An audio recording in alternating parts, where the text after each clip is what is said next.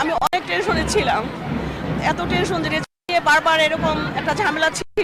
তারপর হায়ার ম্যাথের এক্সামটা ওদের খারাপ হয়ে গেছিল, আমার 5 মিনিট পরে কোশ্চেন দিয়েছিল ওদের হলে, তো ও নার্ভাস হয়ে গেছিল, আমার ছেলে অল্পতে নার্ভাস হয়ে যায়, তো এই জন্য আমি খুব টেনশনে ছিলাম যে প্লাসটা ছুটে গেলে আমার ছেলে নটরডেমে অন্তত পরীক্ষাটা বসতে পারবে না। মানে খুবই একটা গেছে এতদিন, আলহামদুলিল্লাহ এখন অনেক ভালো লাগতেছে। খুব ভয় লাগতেছে এর মনে মিস হয়ে যাবে, এ প্লাস মিস হয়ে যাবে, এটা পর বলতে গেলে শুকরিয়া পাইছি। খুবই ভালো, অনেক ভালো লাগছে, বলতে মুখে প্রকাশ করতে পারতেছি না যে এত ভালো লাগতেছে আমার।